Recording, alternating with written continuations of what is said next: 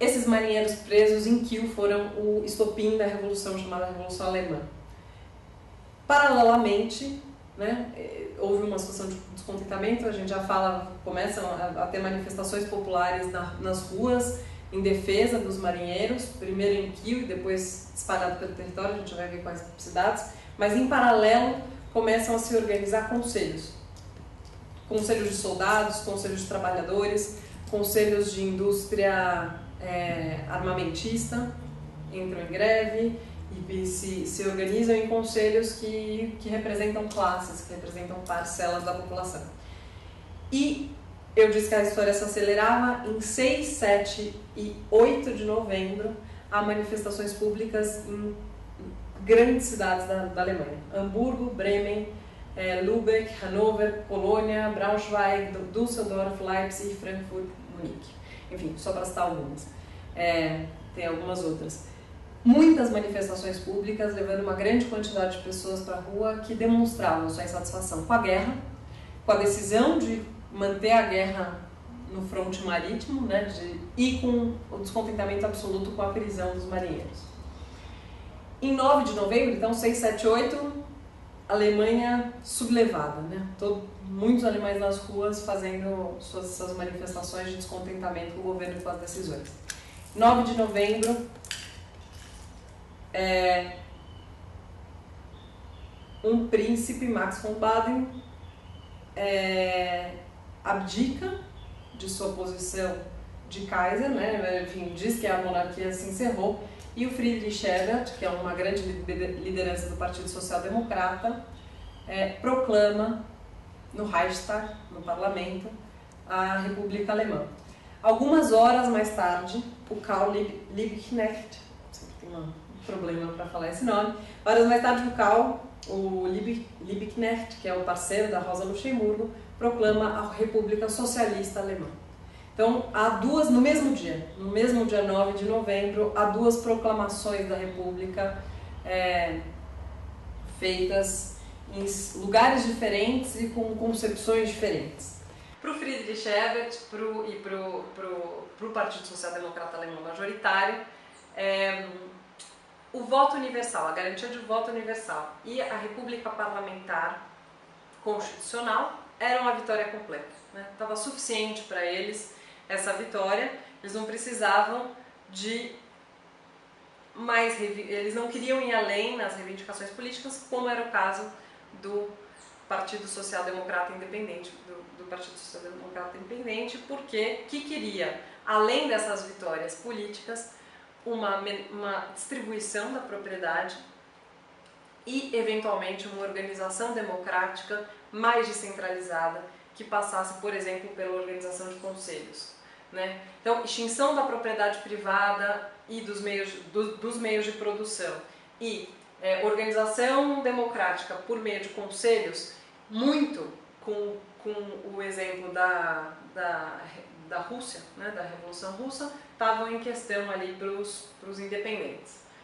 Apesar disso, logo em seguida, né, formado, depois da proclamação da República, pelas duas partes, formado um governo provisório que somava o Partido Social Democrata com o Partido Social Democrata Independente. O que acontece quando o Partido Social Democrata Independente apoia e decide participar desse governo provisório? Uma parte mais à esquerda do Partido Social Democrata Independente racha com o Partido Social Democrata Independente e se transforma na Liga Spartacus. Em 10 de novembro, há uma assembleia de conselhos, então, em paralelo com a revolta dos marinheiros, foram se conformando conselhos representativos e foi feita uma assembleia de conselhos com 1.500 delegados em 10 de novembro, que legitima o governo provisório. Em 12 de novembro, logo depois, dia 9 tinha sido proclamada a República, em 12 de novembro, 3 dias depois, foram convocadas eleições para a Assembleia Constituinte que aconteceriam em 19 de janeiro. Então, por que eu conto toda essa história? Eu ainda vou contar mais alguns detalhes de como essa Constituição foi feita, enfim, o que aconteceu um pouco depois. Mas por que essa história é relevante para a análise que o Kirchheimer faz da Constituição de Weimar? ela é importante porque foram apenas 3 dias entre a proclamação da República, ou seja, a queda da monarquia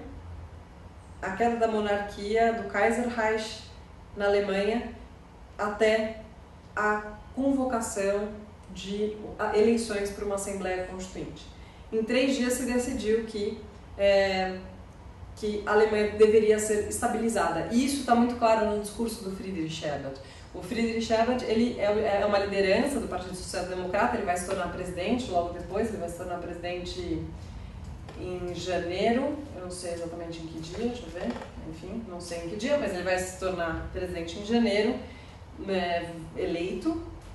Mas o fato é que o Friedrich Ebert, ele pede, logo depois dos 3 dias de insurreição, 6, 7, 8, ao proclamar a República, ele pede que as pessoas deixem as ruas.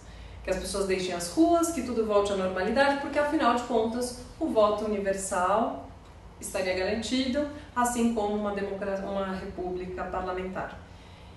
Para muitos militantes e para muitas pessoas que estavam descontentes, para muitas pessoas que olhavam, por exemplo, o soviético, isso era pouco. Né?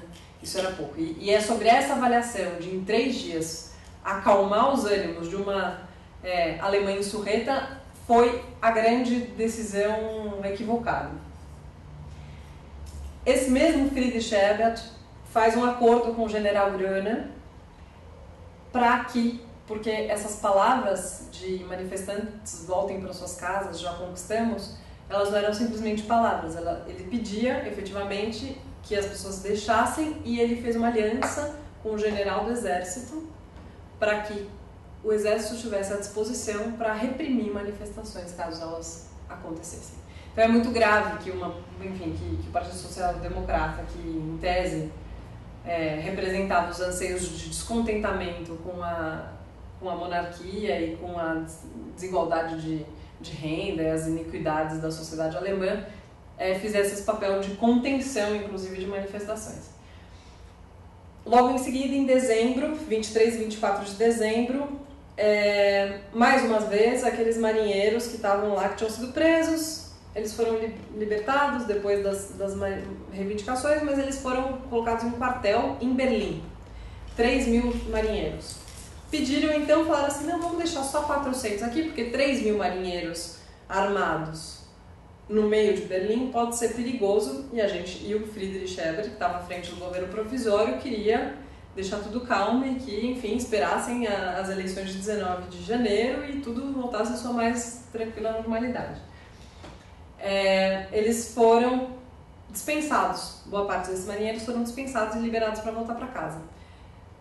Sentindo o clima de revolução que ainda não tinha passado, os marinheiros recusaram voltar para casa. E quando os marinheiros recusaram voltar para casa, às vésperas do Natal, 23 e 24 de dezembro, foi decidido que eles não receberiam salário enquanto eles não voltassem para casa. Então, estabeleceu-se uma queda de braço aí entre os marinheiros e a liderança do exército. E esses marinheiros foram fazer uma manifestação reivindicando seu salário, e no caminho houve um confronto, na verdade, houve um sequestro, eles entraram num lugar, enfim. O fato é que uma parte do exército foi direcionada para combater os marinheiros que estavam se insurgindo contra as ordens da força militar e do comando militar do país. E nessa repressão o exército se recusou a atacar os seus companheiros marinheiros, e isso se transformou numa grande manifestação, né? Esse novo fato fez com que o Partido Social Democrata Independente saísse do governo provisório, fosse deslocado do governo provisório. Pois bem, saísse do governo provisório, falou: a gente discorda dessa repressão militar de manifestações, então nós não compactuamos mais com esse governo. Saíram e se juntaram com a Liga Spartacus, que tinha rachado com eles exatamente porque eles tinham decidido compor o governo provisório, e formaram em 31 de dezembro o Partido Comunista Alemão. O que acontece? Em seguida, enfim, o Partido Comunista, o KPD, decide boicotar as eleições de 19 de janeiro, Essas eleições acontecem, as mulheres participam como eleitoras e como eleitoráveis, são eleitas 37 mulheres para a Assembleia Constituinte, que é um número bastante significativo. Em 6 de fevereiro de 1919 é instalada a Assembleia Constituinte em Weimar. Em 11 de fevereiro é feita uma eleição para legitimar o Friedrich Ebert não mais como governo provisório, mas como presidente da recém-formada República Alemã.